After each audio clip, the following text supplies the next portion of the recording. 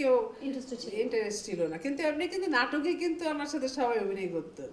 অভিনয় মানে হয়তো লাগলো এখান থেকে একটু এখানে একটু, যে আমার ছোট বোনের ছেলে ও কিন্তু মানে আছে না যে সখনীয় আর কি, নাটকে হয়তো একটা রোল করলো এই করলো। আমার আমার বোনের মেয়ে কিন্তু বাট প্রফেশনালি মানে করেন যে ওরা কখনোই ইন্টারেস্ট ছিল না, কখনোই না।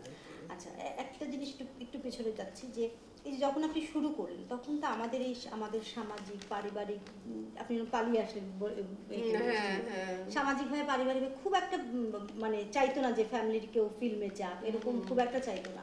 আপনার সেই সময়টা কি খুব খুব ফাইট করতে হয়েছে? ও না না না, আমার মা তো একদম চাইতোই না, কারণ আমি আমি ছবি দেখাটাও কিন্তু লুকিয়ে লুকিয়ে দেখতাম আর কি। সেটা হলো কি, আপনার পাশের বাড়ি মানে আমার এই বয়সে মানে ছিল দুইটা মেয়ে, মানে এমনি করে আমরা 3-4 জন খুব এক জোর ছিলাম আর কি। তার মানে আমার বান্ধবী বলতে গেলে, মানে স্কুলে ওদের সাথে গেছি আমরা একসাথে। তো যেদিন দেখতাম যে আপনার ওই মাইকিং করতো আর কি, রিক্সার মানে করে পিছনে ব্যানার মাইকিং করছে, অমুক ছবি এই ছবি এই হ্যান ত্যান এটা সেটা গান বাজাচ্ছে।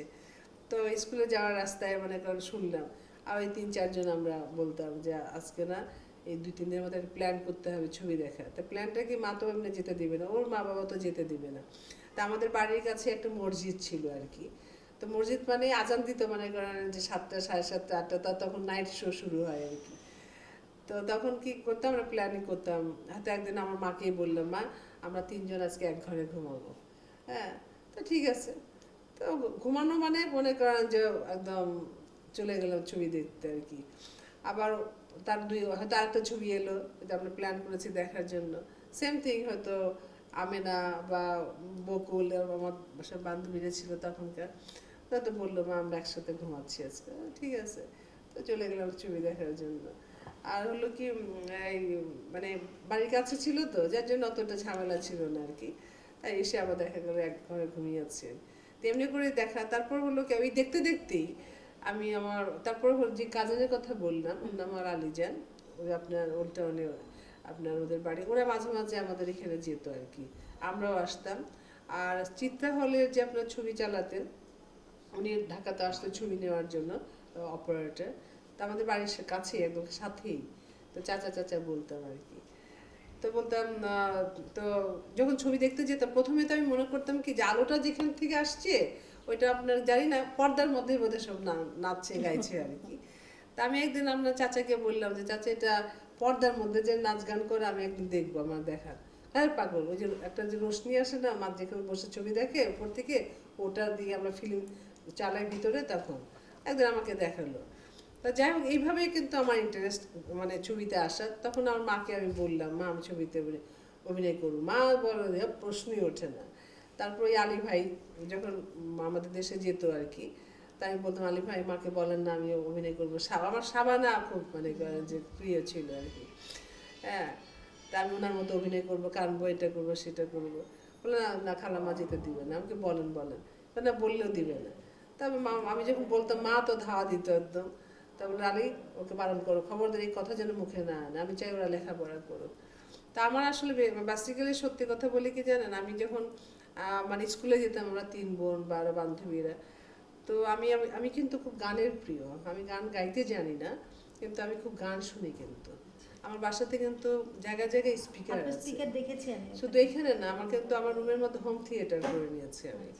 আমার যে আমার আপনি উপরে জানেন আমার অনেক বড় করিডোর, আমি হাঁটি গান শুনি। আমার গানটা কিন্তু আমার খুব বন্ধু, আমার খুব প্রিয়। আছে না যে একজন মানুষের সাথে কথা বলেছে আমি গান শুনলে কিন্তু অনেকটা আমি মানে নিজেকে মনে করি যে মানে খুব ভালো লাগছে আর কি। তা যাই হোক, তো ওই গান হলেও কিন্তু আমি গাছের নিচে বসে গেলাম শুনছি, মাইকে গান করছে কোথাও এটা।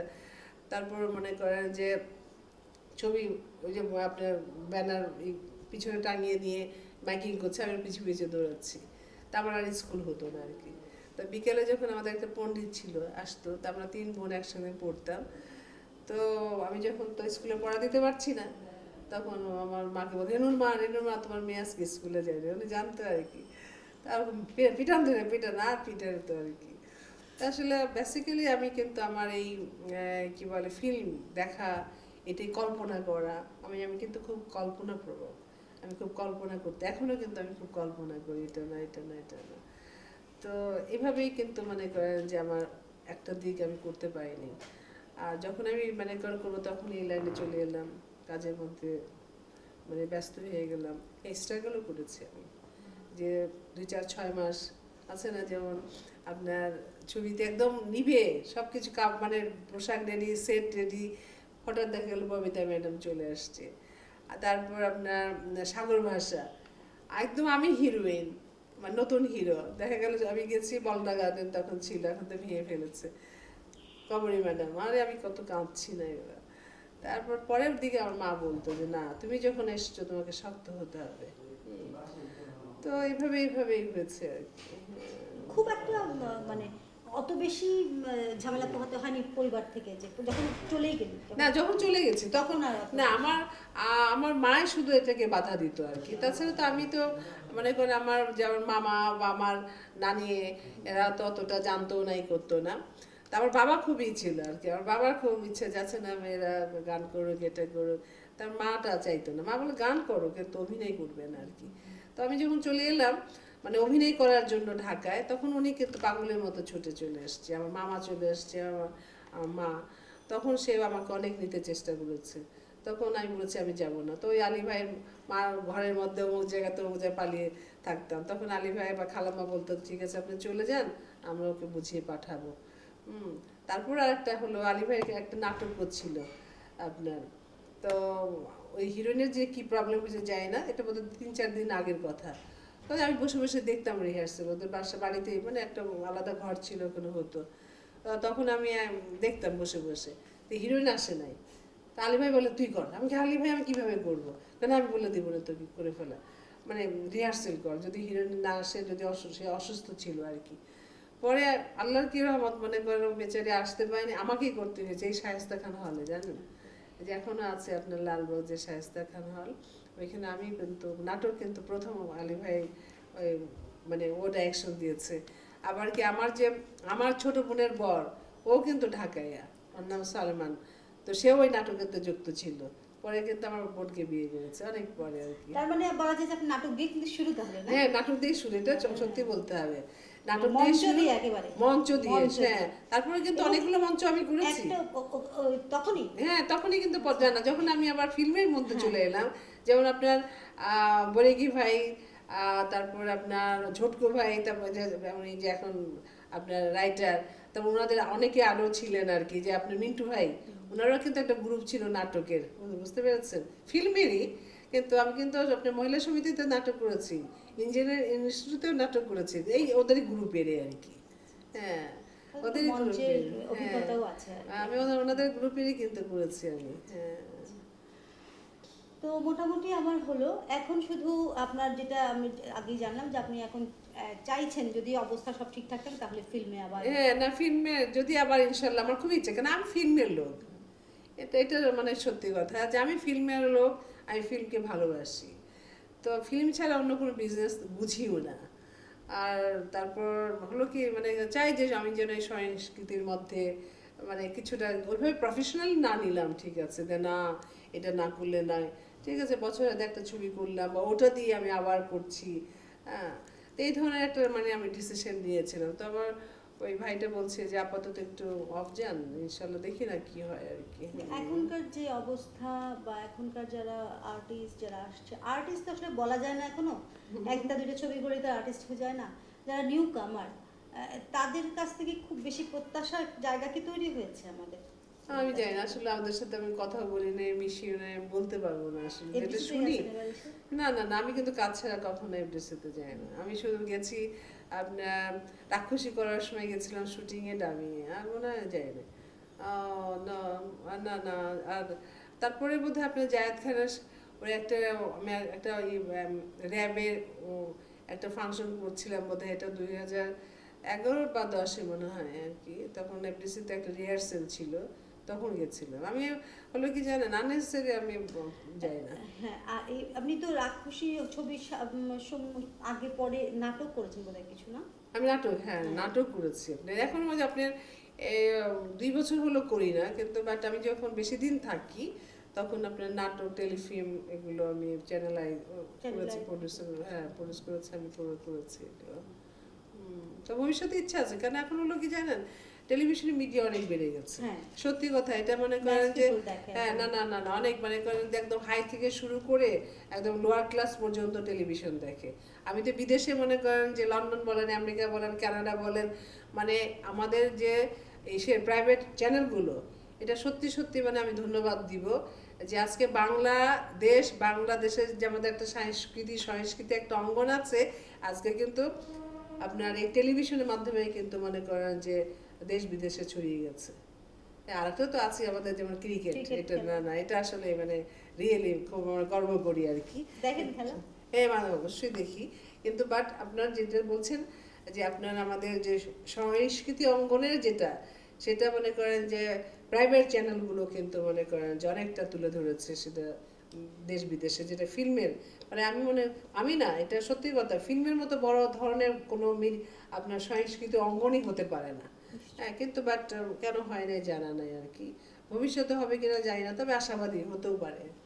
আর একটা শুধু আমার জানার, সেটা হলো যে কোনো রকম কি আফসোস হওয়ার কথা না, যেহেতু আপনি একেবারে নিবেদিত প্রাণ ফিল্মে, তারপরে এমন কি হয় যে আচ্ছা হয়তো আমি অনেক বড় ডিগ্রি নিয়ে বিদেশে লেখাপড়া শেষ করে এসে হয়তো অনেক বড় কিছু, আরও বড় কিছু হতে পারতাম, হয়তো এত ম্যাস পিপল আপনাকে চিনতো না যদি আপনি এই এই ফিল্মের জগতে না আসতেন, কখনো কি মনে হয় যে সিদ্ধান্তটা কি ভুল হলো না ঠিক হলো, এরকম কোনো? না, আমি তো ধরেন আমি এটা বলতে পারবো না, কারণ হলো কি আমি যখন বুঝতে শিখেছি তখনই তো আমার সিদ্ধান্ত হলো ফিল্ম, আদার্স আমি ওটা আসলে তো ভাবতেই পারিনি আর কি। যার জন্য এই উত্তরটা আপনাকে সঠিকভাবে দিতে পারবো না, সঠিক মানে অন্য এতে দিতে পারবো না, কারণ আমি যখনই বুঝতে শিখেছি তখন থেকেই আমার ব্রেনের মধ্যে হলো ফিল্ম, গান শোনা, গান করা, এই এই লাইনের মধ্যে অন্য কোনো চিন্তা করার আসলে কখনো হয় নাই আর কি, করাটা আর কি। এই প্রায় 300 ছবির মধ্যে যদি আপনাকে তিনটা চুজ করতে বলা হয়, এরকম মানে বলা যাবে যে এই ছবিগুলো আপনার সবচেয়ে ভালো লেগেছে, এই চরিত্রগুলো বা এরকম?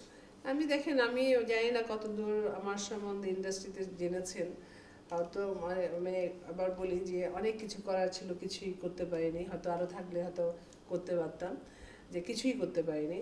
তো যতটুকু করেছি মনে করেন যে এমন কোনো চরিত্র নাই যে আমি করিনি, মানে মেথড থেকে শুরু করে মানে আপনার জনতা এক্সপ্রেশন দেখেছেন কিনা জানি না, যে কয়লা কুড়োয় সে থেকে শুরু করে রাজকন্যা থেকে শুরু করে আপনার ফোক ফ্যান্টাসি, সাপ ধরা, তরোয়ালবাজি, ঘোড়াবাজি, সুলতানা ডাকু রাজিয়া সুলতানা, মানে এই ধরনের ছবি করেছি, মানুষের মতো ছবি করেছি, মানুষের ছবি, আপনার কি বলে লাল বেনারসি, তারপরে আপনার কি বলে বিনি সুতার মালা, এই ধরনের অনেক কৈফিয়ত, অনেক ধরনের ছবি করেছি, দিনকাল, হ্যাঁ, তারপর আপনার কি বলে রাধাকৃষ্ণ, তো আপনার জীবনধারা, দোলনা, অনেক অনেক আছে ছবি এ ধরনের করেছি আমি।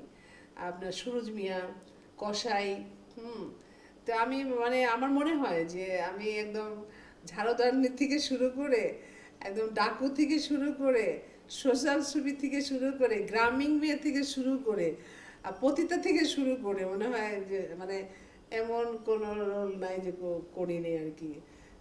হয়তো আরও কিছু বাকি ছিল, করার সুযোগ হয় নাই আর কি, আবার যদি আসি কখনো ফিরে তখন চেষ্টা করবো আর কি। তো এর মধ্যে অনেক চরিত্রই আমি করেছি, যেমন দিনকালের চরিত্র, অনেক মানে সব চরিত্রই আমার কাছে ভালো, কিন্তু কিছু কিছু আছে না মনে রাখার মতো, দিনকাল ছবির, তারপর লাল বেনারসি, আপনার কি বলে এই রাধাকৃষ্ণ, সেটা তো হিন্দু ধর্মী হলেও মানসী ছবির এখন হচ্ছে সেই গানটি চলে, মন তোমাকে দিলাম, মানে প্রথম সাবিনা আপা গান গাইতে গেলে এটি এখনকার নতুন জন্মের মানে শিল্পীরাও দেখি বিদেশে এমন তোমাকে দিলাম এই গানটি করে। তারপর আপনার যেমন অনেক অনেক ছবি আছে যে আসলে মনে রাখার মতো চরিত্রগুলো, যেমন সুরজ মিয়া, একদম একটি অনাহারে গ্রামীণ, খেতে পায় না, মানে কবরের লাঠিগুলো নিয়ে বিক্রি করে করে খাচ্ছে, তো অনেক ধরনের চরিত্র করেছি আমি একদম। তো কোনটা থেকে কোনটা বলবো যে না, এটা ঠিক আছে, বাকি রয়ে গেল কিছু? না না, সব ওকে ওকে। একটু আপনাকে দেখা যায় না, আপনি কিভাবে হ্যাঁ। খুঁতখুত থেকে কি যাবে বলেন? মনে